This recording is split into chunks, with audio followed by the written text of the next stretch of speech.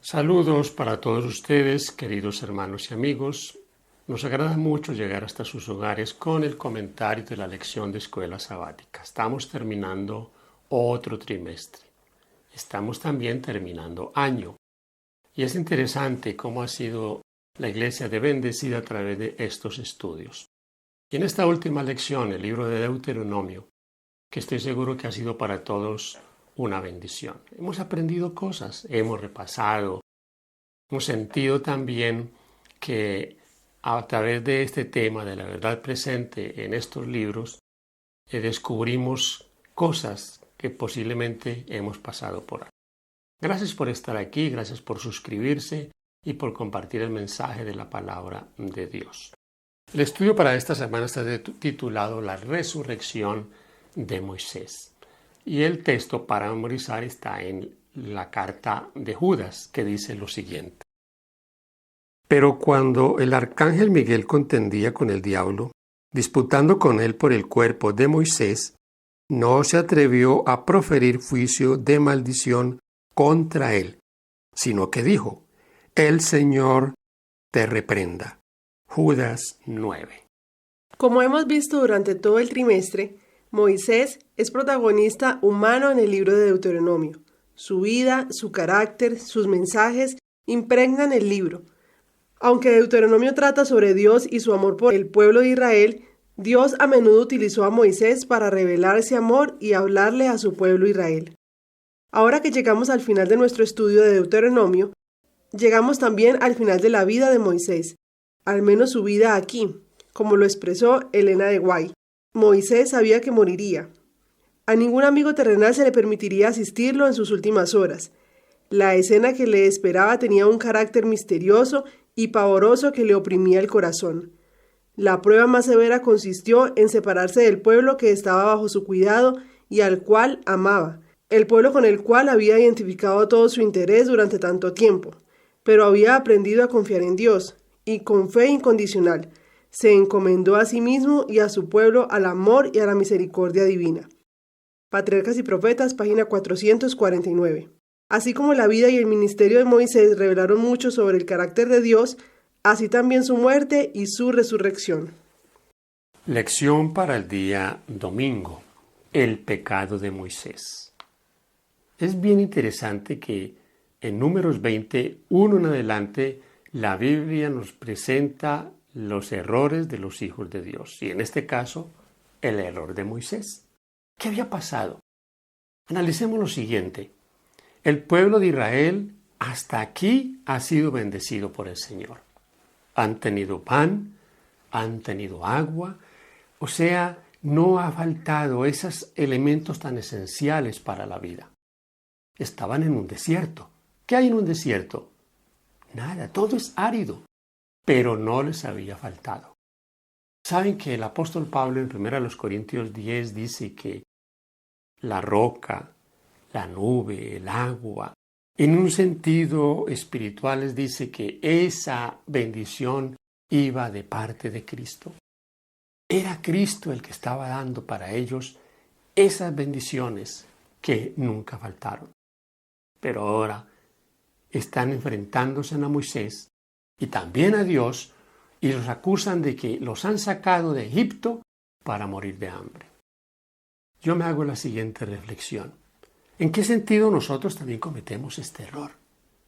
Dios nos ha dado bendiciones, hemos tenido alimento, tenemos el alimento espiritual, algunas veces hemos pasado por necesidades, pero aquí estamos. Seguimos firmes, seguimos adelante. Dios no nos ha fallado. ¿Será que en algún sentido también perdemos de vista que el mismo que estuvo en el desierto con Israel está con nosotros hoy? Y que a pesar de que no estemos en un desierto, Él está haciendo provisión para sus hijos. Que algunas veces nuestra fe será probada, como fue la fe de ellos probada. Vamos a leer un poco de lo que pasó con Moisés y con Aarón en esta situación allá en Israel. Dice el versículo 7, y habló Jehová a Moisés diciendo, toma la vara y reúne la congregación, tú y Aarón tu hermano, y hablad a la peña a la vista de ellos, y ella dará su agua, y le sacarás aguas de la peña, y darás de beber a la congregación y a sus bestias. Aquí está el mandato de Dios. ¿Cuál es el mandato del Señor? Toma la vara y habla a la peña. ¿Qué debía hacer? Hablar a la peña. Versículos 9 y 10. Entonces Moisés tomó la vara de delante de Jehová como él mandó. Y reunieron Moisés y Aarón a la congregación delante de la peña, y les dijo: Oíd ahora, rebeldes, ¿os hemos de hacer salir aguas de esta peña? Primer error. Moisés les dice rebeldes. Rebeldes. ¿Saben ustedes? Aquí podemos ver nosotros que Moisés está enojado.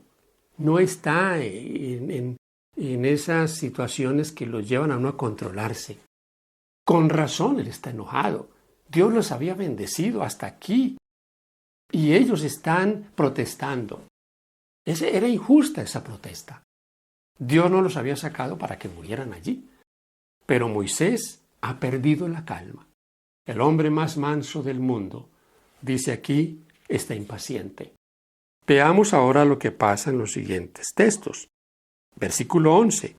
Entonces alzó Moisés su mano y golpeó la peña con su vara 2 veces, y salieron muchas aguas, y bebió la congregación y sus bestias. Segundo error. Dios no le había dicho que golpeara la peña, y la golpeó 2 veces. A veces yo me pregunto por qué nosotros no vemos que ciertos dones que Dios quiere darnos para beneficio de su pueblo, para beneficio en la predicación, no son tan frecuentes. Por ejemplo, yo me hago la pregunta, el don de sanidad.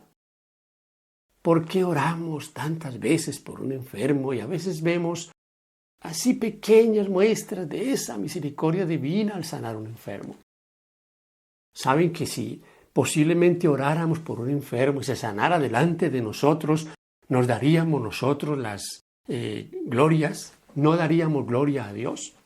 Posiblemente. ¿Cuántos predicadores quieren ser aplaudidos? ¿Cuántos quieren ser reconocidos? ¿Cuántos quieren que se reconozcan sus diplomados, sus maestrías, todas las cosas que hacen que son terrenales, pero que ellos quieren ser exaltados por ellas? No es que eso sea malo. Lo malo es cuando pensamos que es el hombre el que hace las cosas. Moisés aquí golpea la roca 2 veces y eso es presunción. Ese es el hacer las cosas por nuestros medios, no como Dios nos lo ha pedido. A veces pienso, si Dios hubiera retenido el agua ante esa acción de Moisés, ¿qué hubiera pasado? Pero no, Dios les da el agua y luego Dios entonces va a arreglar el asunto con Moisés. Dice el versículo 12, y Jehová dijo a Moisés y a Aarón: por cuanto no creísteis en mí para santificarme delante de los hijos de Israel, por tanto no meterás esta congregación en la tierra que les he dado. No meteréis esta congregación en la tierra que les he dado. Hasta aquí, Moisés ha cometido un pecado. Vamos a analizar en la parte 2 de estas secciones, la parte para el lunes, en qué consistió el pecado de Moisés. El pecado de Moisés consistió en que, como hemos dicho, no le dio la gloria a Dios. Y el Señor le dice en los versículos de Deuteronomio 34, 4 y 31 en adelante, les dice que Él no entraría. Y ustedes ven que estamos analizando ya la última parte de este libro de Moisés, el capítulo 34, y en el capítulo 34 se nos presenta que Moisés no entró a la tierra, la vio de lejos y murió allí. Moisés pudo haber entrado no solo a esa Canaán terrenal, pudo haber entrado también de una vez a la Canaán celestial. pasó por la prueba difícil de la muerte por su momento de rebeldía contra Dios. Alguien podría pensar que Dios fue excesivo, que esto no fue tan relevante, que Moisés de todas maneras golpeó la peña y salió el agua. Tal vez alguna vez cuando leímos esto así de primera vez y nos pareció como de pronto que no era algo como tan importante. ¿No era importante? Claro que sí. Tan importante como es hoy que tengamos en cuenta cada detalle en lo que Dios ha dicho en su palabra. Que no lo pasemos por alto. Si Dios lo ha dicho, Él espera que nosotros cumplamos con lo que Él nos ha mandado. Por algo está escrito. Por algo Dios se lo dijo a Moisés. Le dijo cómo debía de hacer, pero Él hizo todo lo contrario. Así que en esta parte 2 del pecado de Moisés vemos eso. Vemos que no podemos pasar por alto los mandatos divinos. No hay nada que Dios mande que sea pequeño. Si Él lo mandó, debemos tener cuidado. Ahora estamos analizando la lección del día martes. La muerte de Moisés. La muerte de Moisés. En esta sección utilizaremos Deuteronomio 34, 1 al 2. Estamos en este último capítulo del libro de Deuteronomio. Moisés va a morir. Dios ya le ha dicho que iba a suceder. Miremos un poquito cómo Moisés hace un repaso, tal vez en su vida, de todo su peregrinaje, tal vez desde que estaba en Egipto, posiblemente él hubiese sido, si hubiese continuado allí, el faraón, pero ese no era lo que él quería, ni tampoco el plan que Dios tenía. Finalmente, él huye de Egipto, pasa 40 años apacentando ovejas, luego Dios le llama todo el proceso y ahora está frente a lo que él siempre soñó, la tierra prometida. Dios le muestra la tierra. Podríamos también nosotros analicemos que esa tierra él no la vio totalmente como quizás pensemos, pero que en una visión Dios le muestra todo ese territorio. Un territorio que él les había dicho fluía leche y miel, pero él no entraría. Es interesante, hermanos y amigos queridos, notar esta situación de este hombre de Dios. Porque ahora, dice en la lección para el día miércoles, está enfrentado a la muerte. Moisés muere. Pero la muerte de Moisés está encerrada tal vez en una situación como un poco misteriosa. Porque Moisés murió sin ninguna presencia humana. No estuvieron allí ni su pueblo, ni sus tal vez ayudantes más cercanos. No, pero estaba Dios. La Biblia dice que lo sepultó Jehová. Y ahora vemos en Judas 9 el asunto de la resurrección de Moisés. Para muchos intérpretes de la palabra de Dios dicen que Moisés, lo que está en el cielo es el espíritu de Moisés, que fue lo que se apareció en la transfiguración. Pero no.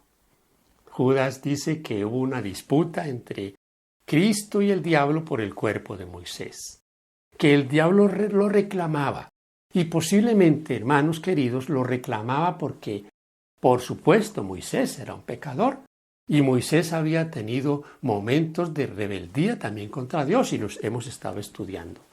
No había dado gloria a Dios, allá en Números 20, había estado enojado y había pecado. Y el diablo ahora lo está reclamando y está diciendo, él no puede recibir la bendición de la resurrección porque él me pertenece, es un pecador.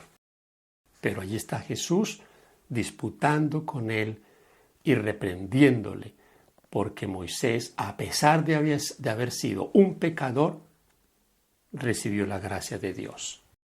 ¿Cómo la recibiremos nosotros? cuando un día estemos en la presencia de Dios. Tal vez el diablo va a decir lo mismo, este es un pecador, pero Cristo presentará su sangre y también presentará que nosotros hemos hecho la elección de aceptar su sacrificio y estaremos entonces por la eternidad con nuestro Salvador. Qué bonita esta parte de la resurrección de Moisés. Símbolo esta resurrección de los que resucitarán o resucitaremos en la segunda venida de Cristo. Así que hay esperanza para nosotros. Moisés cometió un error, pero ese error no le privó de la bendición celestial. No entró a la tierra Canaán que Dios le había prometido con Israel, ese pueblo al que él amaba tanto. Moisés había luchado por ese pueblo. Había sido su mejor intercesor. Pero ahora, después de haber muerto, está entrando ya a la Canaán que Dios tiene para cada uno de nosotros.